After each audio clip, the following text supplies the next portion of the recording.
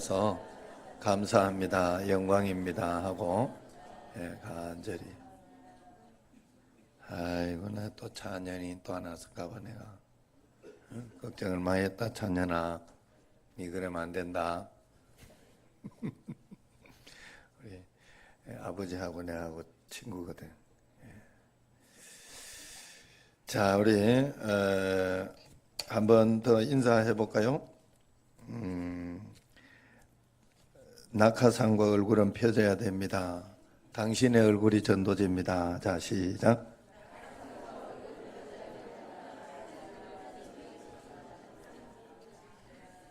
자, 이래도 안 편 사람이 있으면 안 됩니다. 여러분, 하나님께서 세상을 창조하실 때 낮과 밤을 동시에 창조하셨죠. 이처럼 하나님은 밝음만 우리에게 주신 것이 아니라 때로는 어두움도 밝음과 어두움을 함께 주셨다 하는 것을 볼 수 있습니다. 낮과 밤의 조화로 더 좋은 것을 창조하신 하나님이시다 하는 거예요. 마찬가지로 하나님은 우리를 정말로 사랑하시고 축복하시기를 원하셔요. 그런데 사랑하시는 방법이 좋은 것만 주고 그렇게 표현하는 것이 아니라 때로는 어려움과 고난을 통해서도 표현해 주는 거예요. 축복도 좋은 거지만 하나님께서 우리에게 더 큰 축복을 주려고 실패와 어려움을 주는 것을 꼭 믿으시기를 바랍니다. 하나님이 구체적으로 주시는 건 아니에요. 사실은 우리의 죄나 어떤 그런 것 때문에 하나님이 허락해 놓으신 거예요. 또 우리가 감당할 수 있고 그걸 통해서 더 좋은 걸 뭔가 배울 수 있기 때문에 하나님이 허락해 놓은 거예요. 그러니까 우리가 오해만 하지 말고 하나님 앞에서 그것을 잘 감당하려고 해야 되겠죠. 그래서 하나님은 언제나 우리가 절대적으로 감당할 수 있는 것만 주시는 거예요. 그래서 여러분, 이거 너무 어렵다. 내가 너무 고통스럽다. 도저히 이겨낼 수 없다고 그렇게 생각되는 것도 그런 것이 아니다는 뜻이에요. 반드시 여러분들이 이겨낼 수 있는 거예요. 그래서 하나님은 너무나 어려운 그런 이기지 못할 고난을 주지 않아요. 힘들면 힘들수록 그 시험을 우리가 잘 이겨내면 더 큰 은혜를 부어주시는 거예요. 그런데 우리는 미리 겁에 질려가지고 우울증에 걸리고 자살하고 매일 술에 빠져 사는 그런 모습을 봅니다.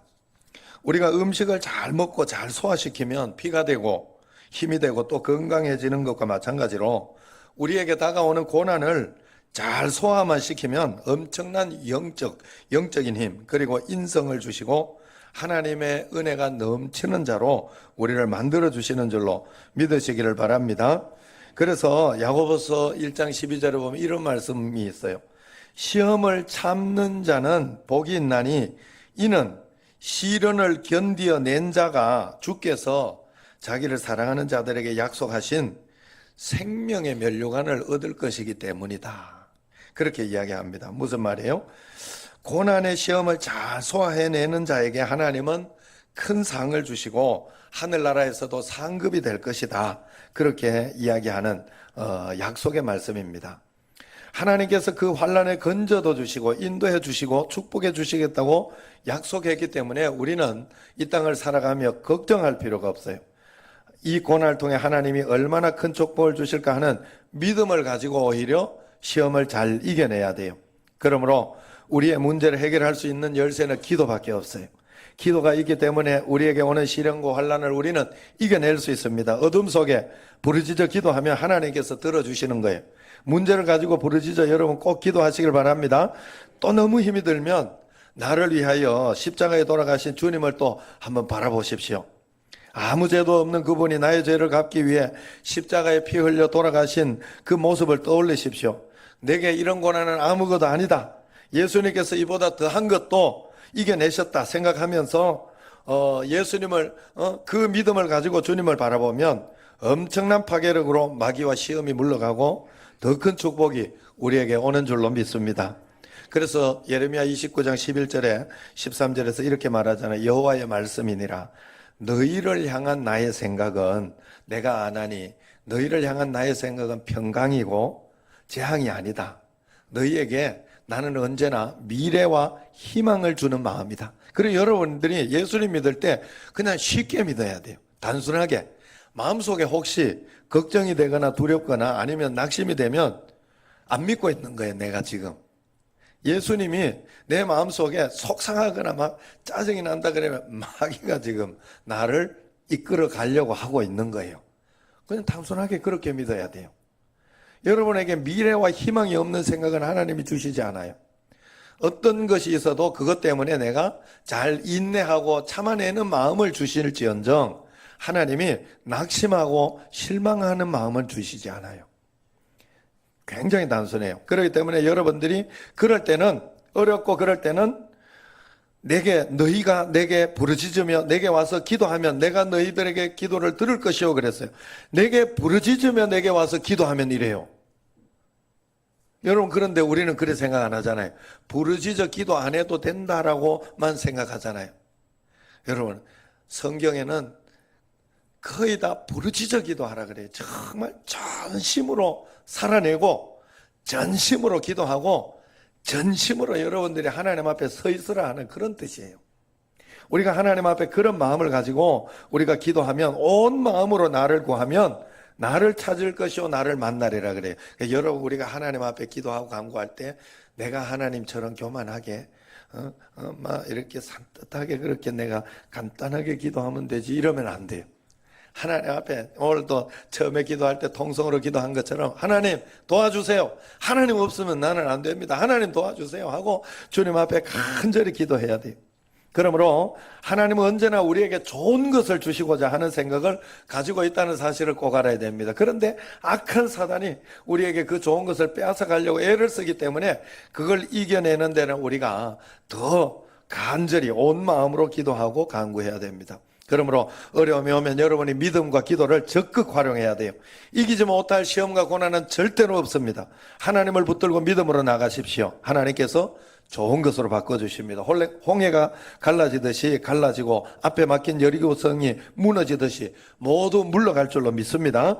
믿음이 성숙하지 못한 사람은 매일 하나님께 달콤한 것만 달라고 그래요. 그것도 은혜입니다만은 여러분 시련을 통해서 더 많은 것을 창조하시고 더 많은 것을 부어주시는 은총이 있다는 것을 여러분들이 꼭 믿으시기를 바랍니다. 그래서 하나님께서는 이스라엘 백성에게 맛있는 고기만 먹으라고 하지 않았어요. 하나님께서는 쓰디쓴 나물도 함께 먹으라고 주셨어요. 그걸 아셔야 돼요. 성공할 때 하나님이 은혜를 주시지만 실패할 때도 하나님의 더 큰 은혜가 있다는 사실을 여러분들이 꼭 믿고 가야 됩니다. 미국에서 역대 대통령 가운데 제일 존경받는 대통령이라고 하면 아브라함 링컨 대통령 알죠? 이 아브라함 링컨 대통령은 초등학교도 졸업하지 못했어요. 지독하게 가난했고 장성에서도 많은 고생을 했어요. 그래서 아브라함 링컨의 가장 그 재미난 예화 중에 하나가 실패했던 것을 먼저 예화로 쫙 들고 이 사람이 누구일까요? 그래요. 나중에 알고 보면 미국 대통령 아브라함 링컨 그럽니다. 대답이. 그만큼 실패를 많이 했어요. 그래서 링컨 대통령이 실패의 모든 것을 겪으면서 다듬어지고 신앙이 새로워지고 인격이 새로워지고 미국에서도 그래서 가장 존경받는 대통령이 된 것입니다. 만약 그에게 시련과 환란이 없었다면 그는 대통령도 못했을 뿐만 아니라 평범한 사람으로 인생을 마치고 말았을 것입니다. 그 수많은 환란과 시험 가운데 다시 일어서고 기도하고 또 일어서다가 하나님께 인정을 받고 그렇게 하다가 미국 국민에게 사랑받는 대통령이 된 것을 볼 수 있습니다. 평화롭고 순조로울 때보다 핍박받을 때 하나님은 더욱 같이 하십니다. 그때 말씀이 기억나게 하시고 세미한 음성도 들려주시는 거예요.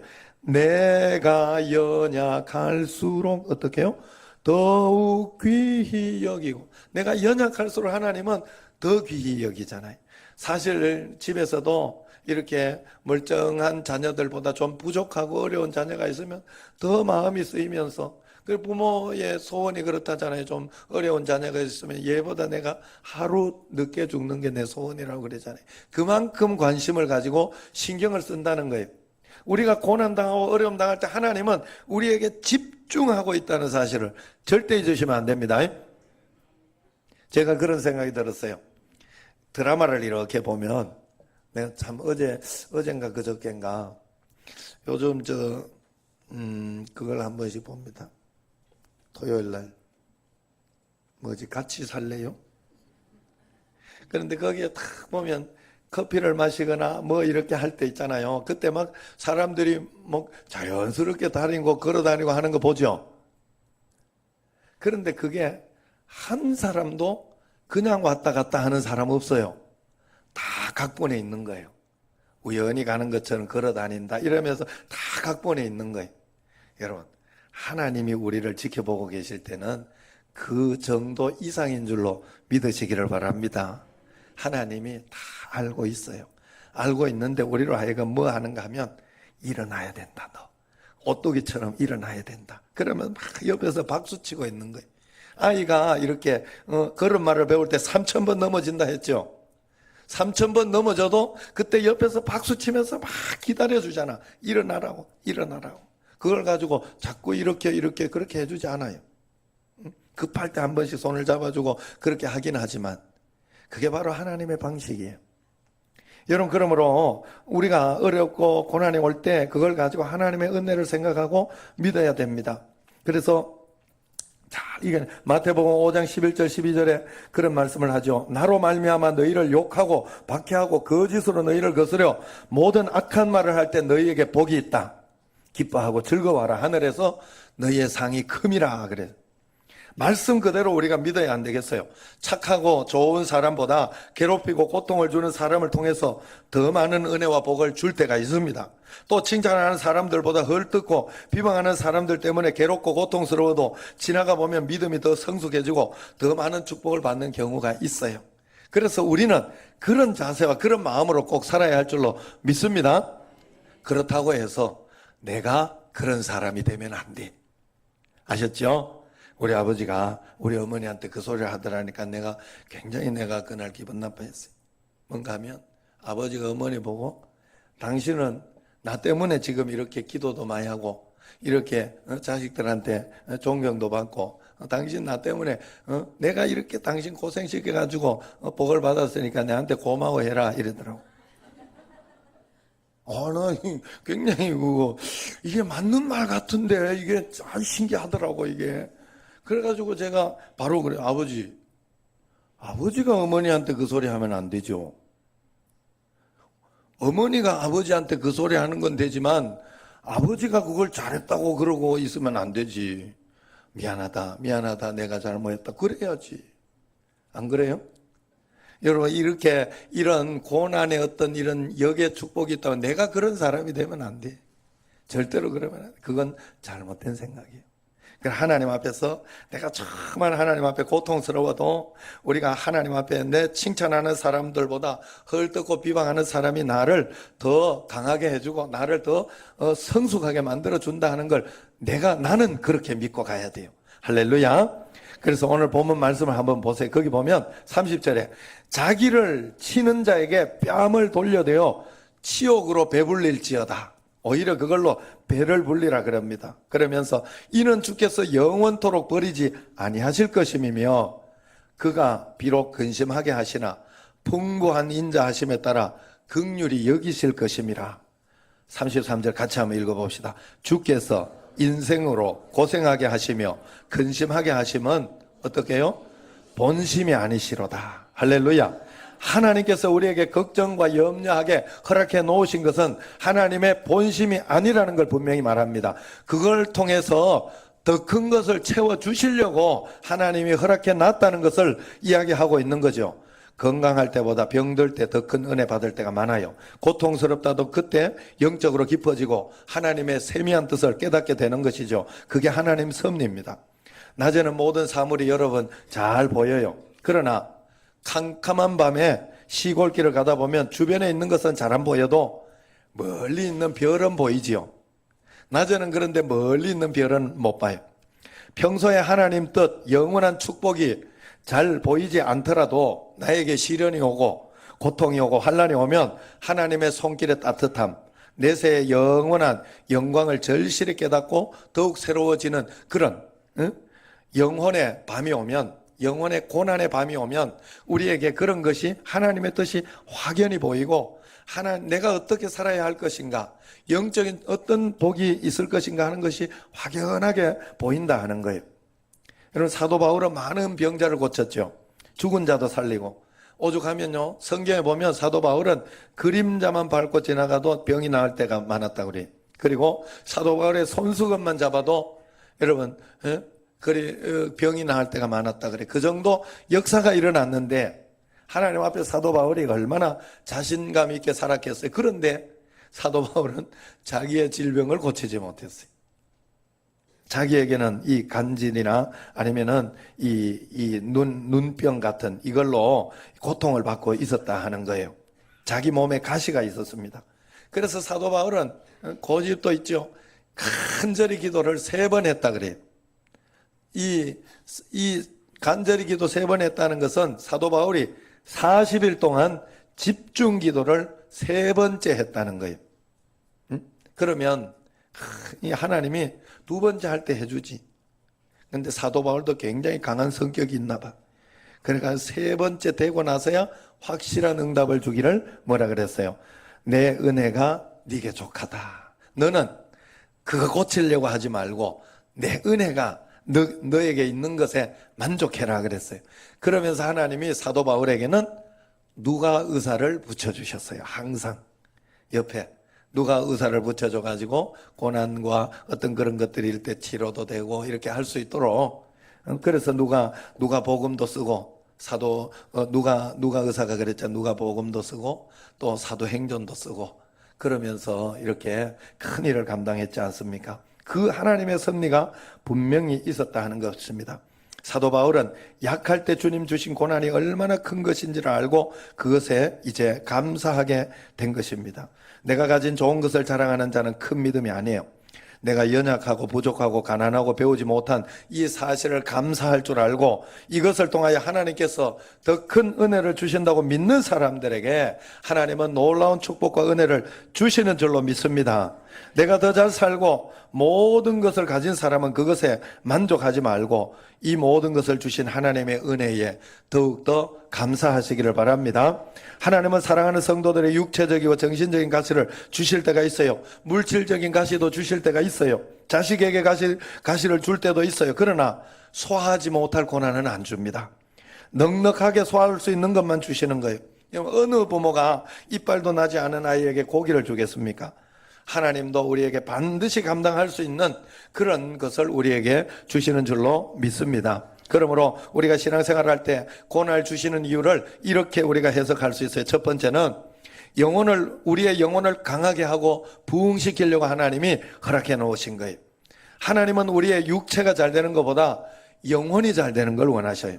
사랑하는 자요, 내 영혼이 잘 됨 같이. 왜냐하면 사람은요, 영혼이 잘 되면 다 되는 거예요. 여러분, 철 안 든 자녀에게는 100만 원, 1000만 원 아니면 집을 물려도 다 없애버립니다. 그런데 철든 자녀에게는 철이 들어오면 그 자녀에게는 뭘 해도 괜찮아. 뭘 줘도. 철드는 게 우선이에요. 그걸 아셔야 돼요. 그래서 내 영혼이 잘됨 같이 영혼이 잘 되고 나서 그 다음에 범사가 잘 되고 그 다음에 건강하고 하나님의 이 삼중 축복의 원칙이라 하잖아요.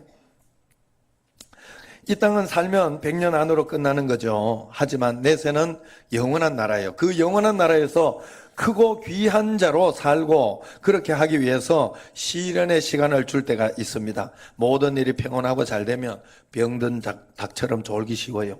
하나님을 찾지 않고 기도도 하지 않을 때가 많습니다. 그러나 고난을 당하고 나면 정신이 번쩍 들고 부르짖어 기도하기 시작해요. 하나님 만나려고 애를 씁니다. 그러다가 영원히 잘 되는 복을 받는 거예요. 고난을 당할 때 육신은 괴롭지만 영혼은 강해지고 부흥하게 되는 줄로 믿습니다. 잠언서 23장 14절을 보면 네가 그를 채찍으로 때리면 그의 영혼을 스올에서 지옥에서 구원하리라 그랬어요. 고난이 그런 일을 해준다 하는 거예요. 영혼이 잘 되는 복이 있습니다. 두 번째는 우리로 하여금 겸손하고 낮아지게 하는 복을 주려고 그래요. 교만하면 큰 자가 될 수 없어요. 교만하면 하나님께서 사용하지 않습니다. 모든 일에 성공하고 잘 되면 자기가 잘한 것으로 여기게 돼요. 그래서 교만해지기 쉬워요. 겸손하라고 타일러도 말로 하면 안 들려요. 가장 좋은 것은 하나님이 주시는 고난과 환난을 통하면 굉장히 겸손하게 됩니다. 환난을 당할 때 내가 얼마나 연약하고 부족한지 깨닫게 돼요. 그러므로 고난을 당할 때 하나님이 나를 더 크게 사용하려고 하시구나. 하나님이 나로 하여금 더 영적이고 복된 것을 이렇게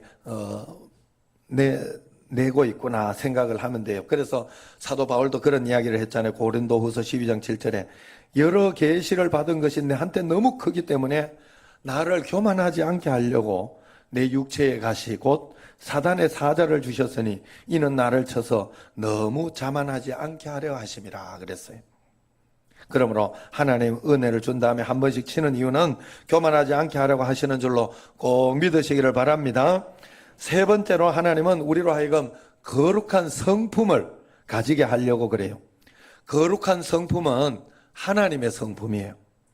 하늘의 큰 자가 되기 위해서 땅의 축복을 받는 사람들은 반드시 거룩한 성품과 성결함이 있어야 됩니다. 고난을 통해서 죄성이 벗겨져 나가야 하고 죄와 멀어져야 하나님과 가까워지는 거예요. 그래서 시편 119편 67절에 보면 고난 당하기 전에는 내가 그릇 행하더니 이제는 주의 말씀을 지키나이다. 아직도 막 그릇 행하고 그렇게 행하면요, 뭔가 하나님 앞에 아직 살만해서 그래. 사실 하나님 앞에 정말 고난당하고 그러면요, 정신이 번쩍 듭니다. 내가 이렇게 살면 안 되는구나. 왜냐하면 참 신기한 건 내가 잘 살고 하나님 앞에 정직하게 정확하게 잘 살고 있으면요, 고난 당해도 걱정이 안 돼, 두려움이 없어요. 그런데 내가 좀 잘못한 거 있으면 고난이 올 때 그거부터 생각나요. 신기하게. 이번에 어떤 분이 그러더라고요. 고난을 많이 당해 막 토하고 막 이렇게 그랬는데 이렇게 목사님 제가 너무 이렇게 신앙생활 이런 걸 잘 못해서 그렇습니다. 이러더라고요. 그동안 신앙생활을 잘하고 있는데 내가 고난이 오면요, 그거 이겨내는데 굉장히 강력한 힘이 있어요. 그래가지고 두렵지가 않아요. 그런데 안 그러면 자꾸 그런 게 있어요. 하나님 앞에 여러분들이 거룩한 성품, 그것을 꼭 만들어야 돼요. 그래서 119편 71절에도 고난 당한 것이 내게 유익이다. 이것으로 인해서 내가 주님의 율례를 배우게 되었나이다. 그래요. 하나님 말씀을 지키게 되었다는 거예요. 고난을 받은 후에 주의 말씀을 지키고 고난이 우리에게 얼마나 유익한지 깨닫게 됩니다. 그릇된 사람이 고난을 통해서 점점 거룩하게 되고 점점 하나님을 가까이 하게 됩니다. 하나님의 대표적인 성품이 성결입니다. 거룩함입니다. 이 거룩함을 위하여 고난을 통해 죄를 벗겨내려고 하는 거예요. 우리도 이 거룩한 성품에 동참하기 위해서 하나님의 형상을 이루기 위해서라도 고난을 통하여 불순물을 우리가 걸러내야 한다 하는 거예요. 내가 거룩하니 너희도 거룩하라. 이게 하나님 말씀 아니에요. 그러면서 우리가 세상과 구별돼야 됩니다. 세상과 구별될 때 우리는 하나님께 가까이 가게 되는 거죠. 그래서 욥기 23장 10절에 욥이 고난을 당한 후에 그런 고백을 하잖아요. 나의 가는 길을 오직 그가 아시나니 그가 나를 단련하신 후에는 내가 정금같이 나오리라. 할렐루야. 정금은 한 번에 그렇게 되는 것이 아니에요. 용광로에 들어갔다 나왔다를 여러 번 반복해야 되는 것입니다. 18K는 18번이나 뜨겁게 단련되고 불순물이 걸러진 걸 말하고 24K는 24번 정제된 것이에요. 이렇게 뜨거운 용광로에 들어갔다가 정금같이 나오듯이 우리도 시련과 환난을 통해서 하나님의 형상을 이루게 하시고 축복자로 만드시는 줄로 꼭 믿으시기를 바랍니다. 그래서 고난이 올 때는 그저 잡된 불순물을 제거하고 거룩한 하나님의 성품 되려고 그렇게 만들려고 여러분이 애를 쓰고 그렇게 기도하면 그 성품 달라고 기도하면 되는 줄로 믿습니다. 자, 마지막으로 이 고난은 깨어지도록 그래서 더 큰 은혜 받도록 우리로 하여금 깨지도록 고난을 허락하신다 하는 거예요. 깨진다는 것은 영적으로 엄청나게 큰 의미예요. 좋은 거다 하는 거예요. 깨어질 때 새 생명이 역사하잖아요. 계란도 깨어져야 이 병아리가 나오는 거지. 닭이 나오는 게 아니라 병아리가. 예? 계란이 깨어져야, 알이 깨어져야 그 새 생명이 탄생하는 것처럼 딱딱한 밀알이 또 땅에 떨어져서 깨어질 때, 껍질이 깨어질 때 드디어 새 생명의 역사가 일어납니다. 싹이 나고 순이 나고 열매가 맺혀지는 것이죠. 여러분, 깨어진 사람을 통해서 많은 영혼을 살리는 그런 역사가 일어나는 줄로 믿습니다. 그러므로 하나님의 은총을 크게 입은 사람들을 보면, 수많은 주의 종들, 큰 교회 이런 분들을 보면 반드시 많은 고난들로 훈련시키는 걸 볼 수 있어요. 그래가지고 막 병이, 죽을 병에서 살아나는 일들, 뭐 그런 것들이 굉장히 많은 걸 볼 수 있어요. 그 훈련을 통해서 하나님을 만나고 껍질을 벗기고 하나님의 형상을 이루다가 하나님의 능력을 입게 되는 거예요. 또한 깨어질 때 향기가 바라는 거예요. 옥합을 깨었을 때 향기가 나는 것처럼 깨어지지 않으면 향기가 나지 않습니다. 아무 일도 일어나지 않습니다. 우리 성도들도 아집, 고집, 교만이 깨어질 때 영적인 향기를 바라고 많은 사람들이 가까이 하고 싶어지는 그런 사람이 되는 줄로 믿습니다. 고난과 시련을 많이 받으면 타인을 용서할 줄 알고 사랑하고 더 나아가 희생하며 더 큰 일을 할 수 있게 되는 거예요. 깨어져야 아름다워집니다. 깨어지지 않고 다듬어지지 않으면 영적인 매력이 없어요. 영적인 은혜가 임하지 않아서 보기가 싫습니다. 고통의 방망이로 많이 맞고 시련을 당한 사람은 영적인 신령한 매력이 넘치게 되고 아름다워진다는 거예요. 그러므로 따르는 사람이 많아지게 되고 하나님의 사랑도 많이 받게 되는 거예요. 여러분, 야곱이 어땠어요? 야곱은 20년 넘게 머슴살이 하면서 많이 깨어지고 끝내는 환도뼈가 부러져서 완전히 깨어진 후에 이스라엘이라고 하는 이름을 받게 되었어요. 하나님과 겨루어 이겼다. 야곱의 이 대표적인 이야기 아니에요. 야곱, 하나님과 겨루어 이겼다.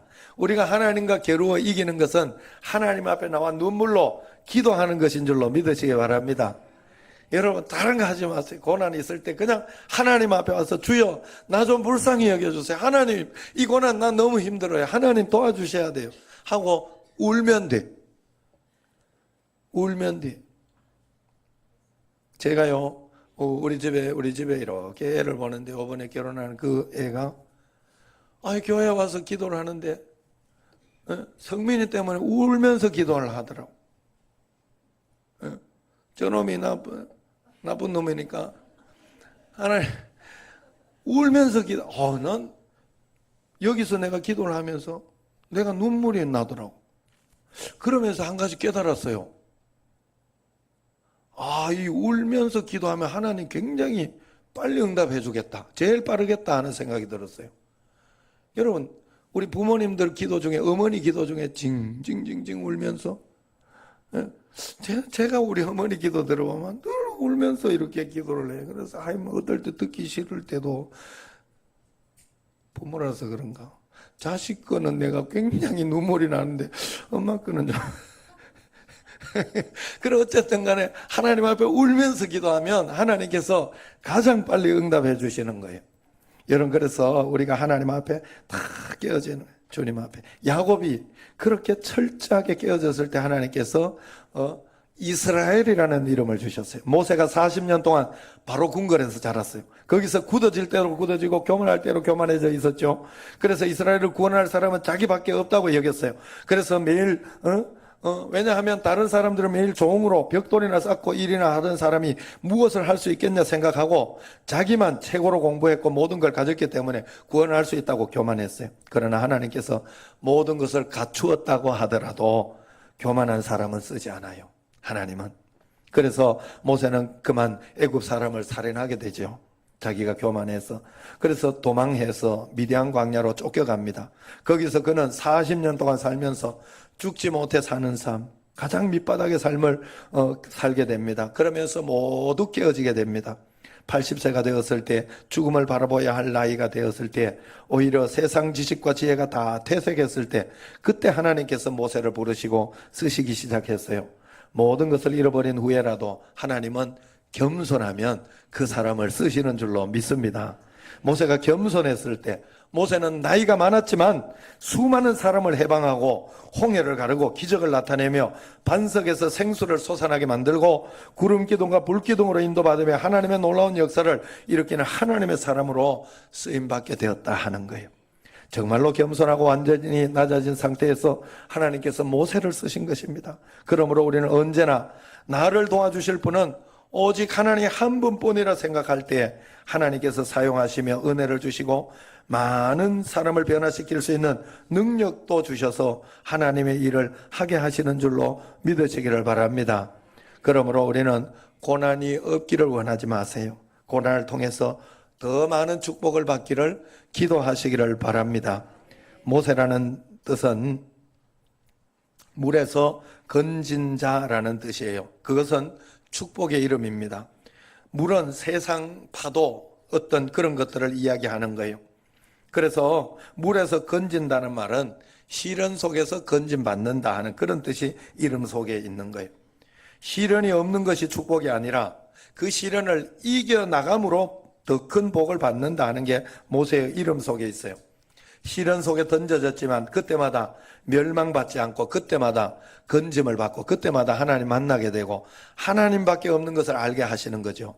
그래서 나는 아무것도 아니요 모든 것이 하나님의 전적인 은혜인 것을 알게 하시다가 세상을 바꾸는 놀라운 능력을 우리한테 허락하신다는 거예요.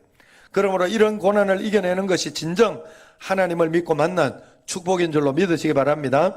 결론입니다. 하나님께서 사랑하는 자에게 사명을 주셔요.